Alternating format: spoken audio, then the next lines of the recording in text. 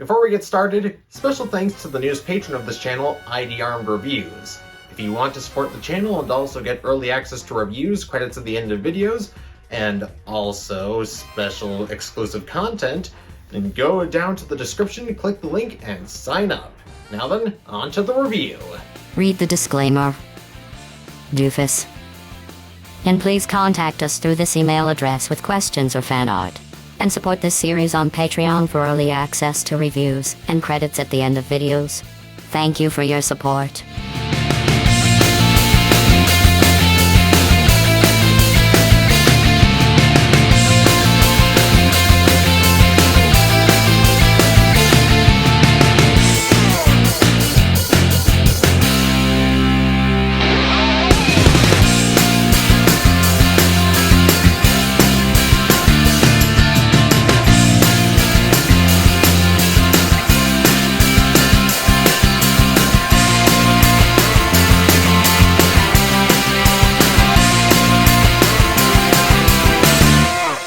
Before we begin this review, I'd like you all to think with me about a concept. The concept of perfection.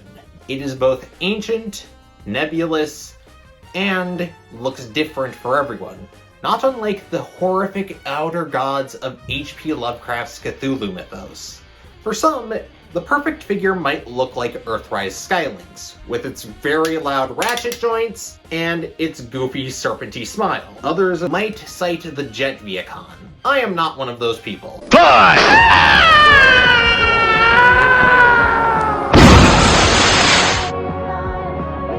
Ow. And further still, others might consider that it looks like Earthrise and Earthsea. Those people are either on weed or need to check into a mental hospital. But for me, perfection looks like a purple jet former. Salutations, denizens of the internet. I'm Firebite27, and let us commence our analysis of Transformers War for Cybertron Kingdom Voyager Class Cyclonus. I gotta tell ya, this alt mode is perfect. And literally the only 3 people on the planet I know who would disagree with me are Dennis Moulton, aka Gotbot, Perspective End, and Optibotimus. Seriously, those 3 are impossible to please. Why is it perfect? Well, and get ready for your jaw to hit the floor when you hear me say this, but it's because it's accurate to the G1 cartoon. Wait, before any of you go around clicking that unsubscribe button, no, I have not lost my marbles. Probably. The reason why I'm more inclined to give this a pass instead of, say, MP, oh my god, kill that fucking shit with fire before it reproduces 45 is because, well, it hasn't compromised any of the modes in order to achieve this cartoon accuracy. Adding to that, the plastic feels solid and chunky. Like it won't disintegrate into ash like a post-Thanos Spider-Man if you breathe on it funny. Another thing that I've noticed about this figure and every single other one of the Season 3 Decepticons, a majority of them are weirdly phallic. Scourge isn't exactly an offender here, but Galvatron has his entire arm-mounted dildo shtick, and then you have Cyclonus, who is at least 80% nose cone. I mean, it just starts at the top, and then it keeps going and going and going and going and going and going and going back until you finally smash into the wings. And in a way, I really appreciate it for that. It seriously reminds me of RID 2001 Galvatron's jet mode. And in addition to that, they did actually make some deviations from the cartoon model. The cartoon model was this hideous bluish purple color, and I hate it. So instead, Hasbro and Takara went for the smart decision and made him a uniform lavender with a bunch of highlights in this beautiful eggplant purple. And before you say anything, I am convinced that this figure is better than any third-party version of the character. Because yeah, I'm sure that a figure that's guaranteed to bankrupt me and also be a pain in the ass to transform is much better to a figure that I can enjoy transforming and costs less. Yeah, that totally makes sense. And if that in of itself wasn't enough to knock your socks off, then either A, your perspective end, or B, you haven't seen the landing gear yet. Man, this is a sight for sore eyes after the sucky Earthrise version and the good Siege version and their lack of landing gear, which is one of a handful of elements that was actually taken from the Universe figure. Unfortunately, there will be no comparison between the two, as I actually sold that off shortly after I completed the Tailgate and Cyclonus review I made for Pride Month. And I could compare it to the Armada Cyclonus, but I'm not gonna because A, I just did a Versus review, and B, Armada Cyclonus is doing its own thing. It wouldn't be fair to compare the two because they are so radically different in what they are trying to achieve. Besides, when it came to the two vertebrates I reviewed, they did actually share a few more similarities than just their name. They were both generic Predacons meant to inflate the ranks of your villains, and they were both dinosaurs. However, when it comes to these two, yeah, they only share the name because Hasbro was scared of losing the copyright on this name like they did with Bumblebee, and several other characters. In addition to that, he also has 4 thrusters on the back, all of which are capable of accepting blast effects. So come on with me, people, and count the thrusters 1, 2, 3, and 4! Also, the cockpit is not painted plastic, but actually a clear piece of plastic underneath an opaque piece of plastic. And man, you just put all that together and it makes it feel like they really went all out on this figure. I literally do not have anything I want to complain about. When we get Kingdom Galvatron, it will be incredibly difficult for it to match this figure's vehicle mode. Mostly because Galvatron's vehicle mode in the G1 cartoon is a hot pile of garbage. Seriously, there is nothing you could do or say to get me to stop liking this figure and its jet mode. It's just that good. Sure, there's a little kibble on the underside from the robot chest, but that's forgivable. This is literally the best thing we've ever gotten from a Cyclonus. Not hyperbole, fact. I am genuinely convinced that there is no one out there capable of naming a better modern Chug figure. I am not scientifically possible! This might come as a surprise to many of you, especially when I said that Universe Cyclonus was a hot pile of garbage, but this is amazing. It's the best thing in Kingdom so far. And it's going to be a tough act to follow up, especially with the less than impressive Voyagers from Wave 2. This vehicle mode is also huge when compared to most modern Voyagers. This is like 30% bigger than Optimus Primal, and I loved that figure. It's larger than most modern Voyagers, which I love.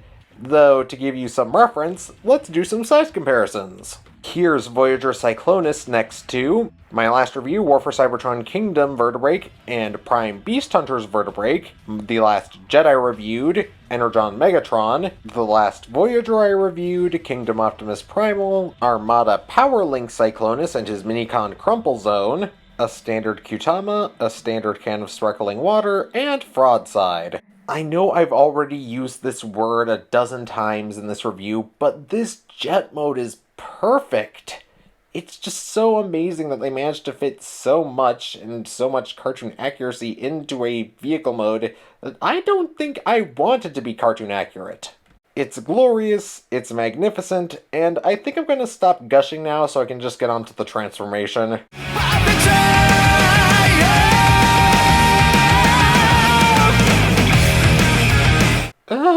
Give me a second to readjust the camera, please.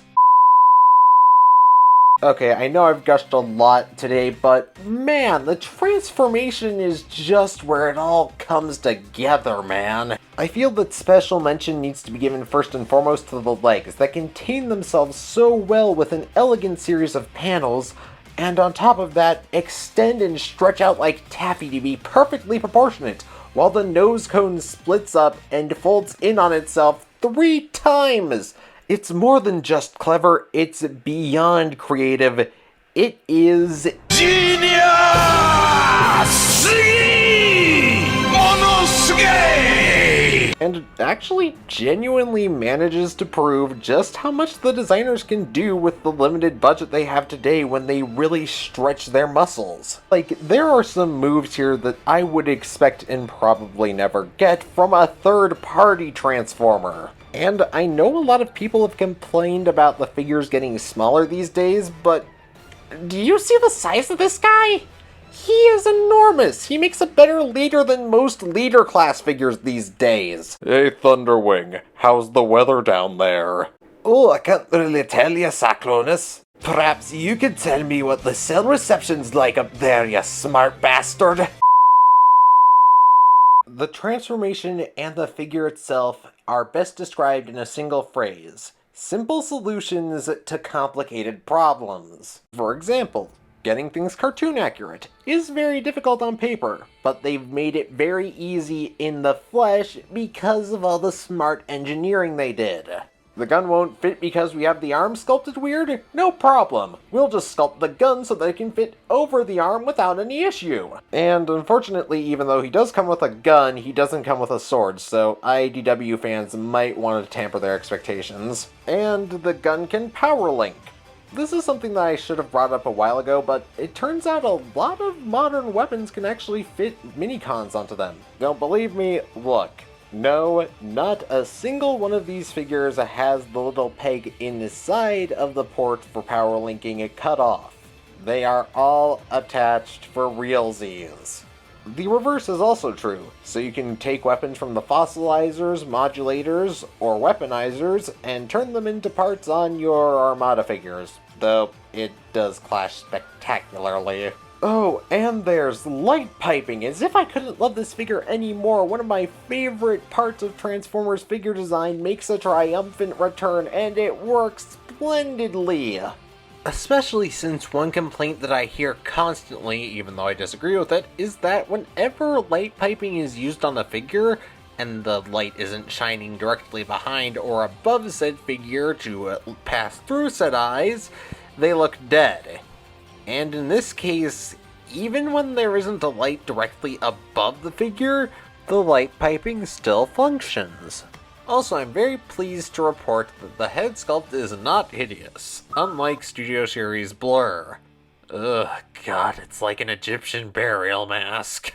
Also, speaking of clear plastic, the chest is made of a piece of clear plastic under another piece of opaque plastic, much like the cockpit was in vehicle mode. And it looks good, though I would have preferred a shade that was closer to red, as this is more of an amber orange. But yes, this is a most excellent figure. Now let's talk about the articulation, and unfortunately Maya will not be able to discuss it because unfortunately the website that I've used for her dialogue now is down for maintenance after like 3 days being up. Let's just get on with it.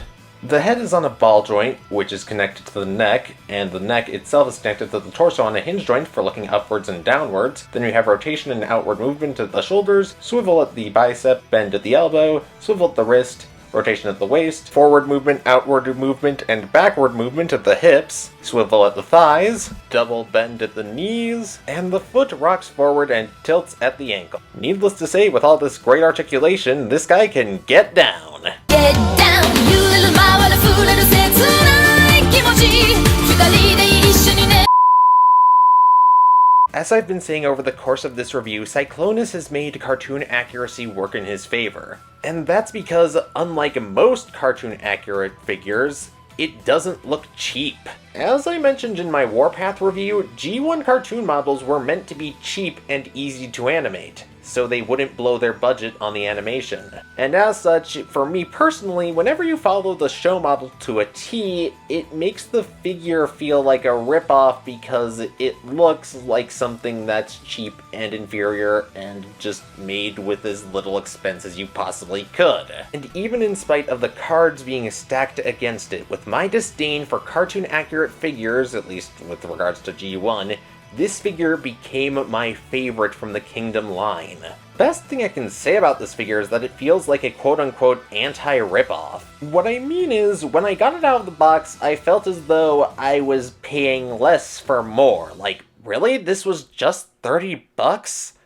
Are you serious? Only 30 bucks? Not more? I mean, sure, I'm fine with it, but how? How am I not being charged the same amount for this figure as I was being charged for Netflix Hotlink? I legitimately felt like I was trapped in a fever dream, but in the best way possible. And really, the only thing I have left to say in this segment is that I hope to Primus that when I get SS Scourge, he is just as good as this, because it would be a shame to have a lesser figure to accompany this. Though I mean a drastically inferior figure. Come on, guys, I'm not that unpleasable. Now I'm certain that I've gushed enough to flood your basement, so, let's do some size comparisons. Here's Kingdom Cyclonus next to some Vertebrates, a Megatron, an Optimus Primal, a Cyclonus and a Crumple Zone, a standard Qtama, a standard can of sparkling water, and Fraudside.